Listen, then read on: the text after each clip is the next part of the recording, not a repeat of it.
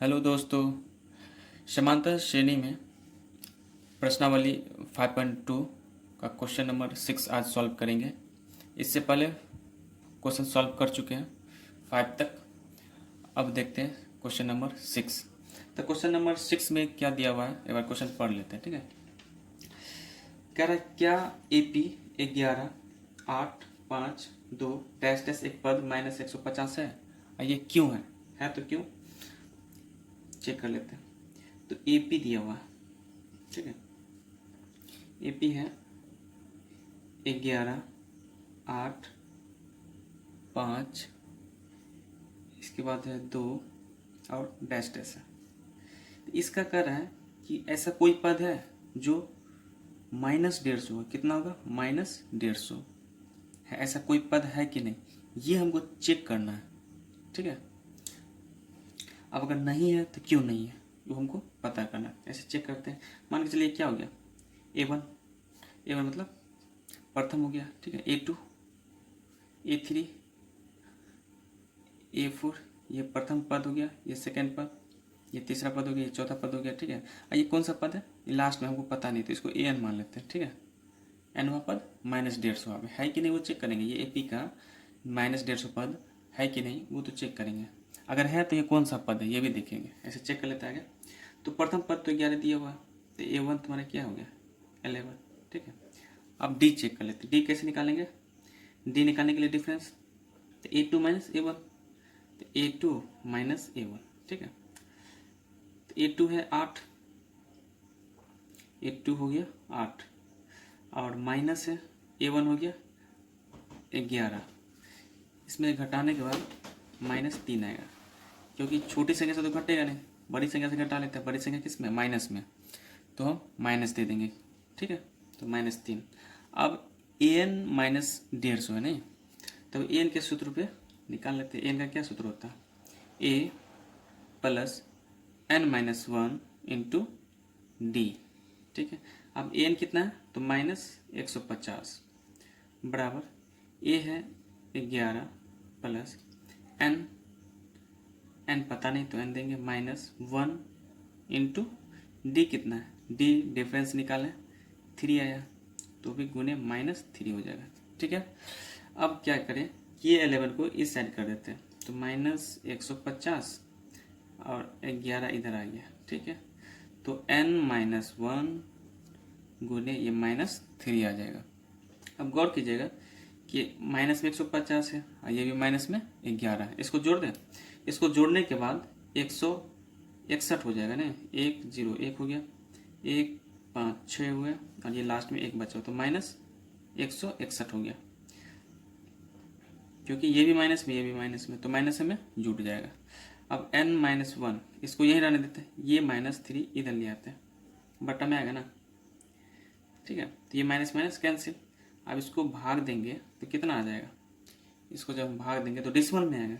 गौर कीजिएगा, देखिए तो डिसमल में आता है, और डिसमल में कोई ऐसा पद होता ही नहीं है। देखते कभी भी A1 A2 A3 A4 इस टाइप का है। कभी देखो इसमें डिसमल में कभी नहीं रहता है। पहला प्रथम पद यानी पहला पद, दूसरा पद, तीसरा पद, इस टाइप का रहता है। कभी ये डिसमल में या पूर्णांक में नहीं रहता है। ठीक है, यानी बट्टा में भी नहीं रहता है। इसको भाग देने के बाद 3 पंच 15, हाथ लेके 11, 3 तिया 9, फिर डिसमल देंगे। ठीक है, तो इधर बचा 2 यानी 20, तो 20 3 छक 18, फिर 3 छक 18, इतना आ जाता है। इसके आगे और होता रहेगा, तो इतना ही तक हम छोड़ देते हैं काट के। ठीक है, डिसमल के कम से कम 2 अंक तक, तो 53.66। और ये -1 है, इसको इस साइड करेंगे तो +1 हो जाएगा, बराबर कितना n, तो 63 और 1 सॉरी 53 है ना, 53 और 1 54, 54.66। ये n बराबर कितना आ गया, या n बराबर 54.66। तो कभी भी n जो है डिसमल में नहीं निकल के आता है। ठीक है, तो इसीलिए यहाँ पे लिख देंगे कि n एक क्या है, n एक दशमलव में संख्या आ रहा नहीं, या n एक भिन्नात्मक संख्या है, ये भी लिख सकते हैं। भिन्न संख्या है, भिन्न संख्या है। भिन्न संख्या कैसे कि प्रथम पद 1 है, दूसरा पद 2 है, ठीक है, लेकिन ये तो डिसिमल में है तो भिन्न है कि नहीं, ये डिसिमल में नहीं है, इस टाइप से ये भिन्न है। तो n एक भिन्न संख्या है जो n के लिए क्या है, जो n के लिए संभव नहीं है, जो n के लिए संभव नहीं है, ठीक है। अब इसीलिए -150 ये जो निकाले n कितना निकला, ये जो n निकला 54.66, यही n यहाँ पे निकला है, नहीं यहाँ पे, तो 54.66 n का इतना है, लेकिन डिस्मल में तो n आता ही नहीं है क्या, तो यही चीज़ लिख लेंगे कि ये n के लिए ऐसा कोई मान नहीं है जो 150 आएगा, ठीक है। अतः या इसीलिए -150 दिए गए AP का ऐसा कोई पद नहीं, AP का पद नहीं है, ठीक है, यही आंसर आ जाएगा मेरा, AP का कोई पद नहीं या पद नहीं है, ये भी लिख सकते हैं। नेक्स्ट क्वेश्चन देख लेते हैं, क्वेश्चन नंबर 7।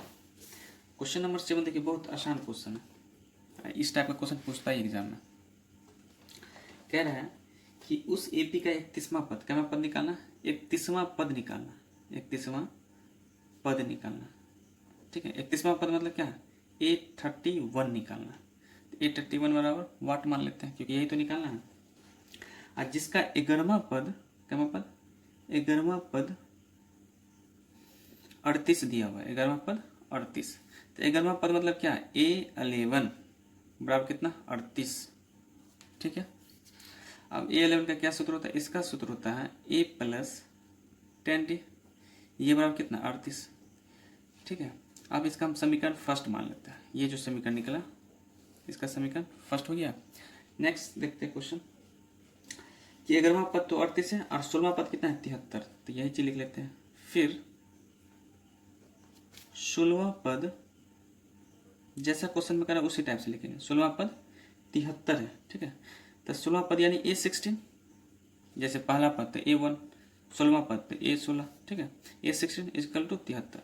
अब A16 का सूत्र क्या है, A + 1 कम करके 15D बराबर कितना 73, देखिए तो ये भी समीकरण आ गया, ये समीकरण 2 आ गया। अब हम विलोपन विधि से इसको सॉल्व कर लेंगे आसानी से, तो लिख लेंगे कि समीकरण 1 व 2 से, ठीक है, लिख लेंगे घटाने पर, 2 से घटाने पर, ऐसे भी लिख सकते हैं। तो पहला समीकरण है 1 + 10D बराबर कितना 38, दूसरा है A + 15D 15D बराबर 73। आप इसको घटाएंगे तो देखिए प्लस है तो माइनस, प्लस है तो माइनस, ये भी प्लस है तो माइनस, कैंसिल, इसमें से घटाएंगे तो -5D क्योंकि बड़ी संख्या माइनस में, अब ये वैल्यू नहीं रहा, ये रहा, ठीक है। अब -73 है, ये 38 है तो ये भी माइनस में आ जाएगा, इसी में से घटा लेंगे, 13 में से हट गया तो 5, ये बच गया 6, 6 में से 3 गया तो 3 यानी 35, ये माइनस माइनस कैंसिल करते हैं, 5 से काट लेते हैं, 5 7 35, यानी D बराबर कितना आ जाएगा 7, D बराबर 7 आ गया। चलिए अब D बराबर 7 आ गया ना, तब हम किसका मान निकाल लेते हैं, A का मान निकाल लेते हैं, तो लिख लेंगे D का मान समीकरण 1 में रखने पर, 1 में रखने पर, आप किसी में भी रखिएगा तो आंसर आ जाएगा, 1 में या 2 में, ठीक है, किसी में भी रख सकते हैं, हम 1 में रख लेते हैं। तो A + 10D क्या सूत्र है, समीकरण 1 है A + 10D बराबर कितना है 38, A + 10, अब D का वैल्यू कितना है 7, तो गुने 7 बराबर 38, A + 10 × 7 70 बराबर 38, तो A बराबर कितना आ गया, ये 38 और ये 70 इस साइड है तो -70, घटा के कितना आ जाएगा, A बराबर माइनस में आंसर आ जाएगा, 10 में से 8 गया तो 2, ये 6 बचा, 6 में से 3 गया 3, 32, A बराबर 32। अब हमको निकालना कितना है, A बराबर 32 आ गया और D भी 7 निकल के आ गया।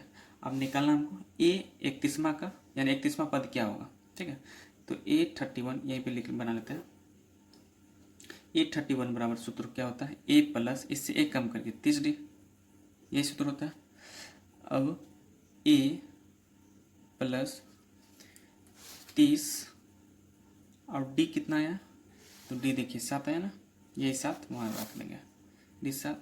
और A का वैल्यू भी आया है, चेक कर लिए तो -32 है ना, -32 A का वैल्यू, यही A का वैल्यू -32 यहाँ डाल देंगे। तो यहाँ नीचे लिख लेते हैं A का वैल्यू कितना, -32 प्लस इसको गुना कर लेते हैं 7 या 21 और एक जीरो बैठा देते हैं, 210 आ गया।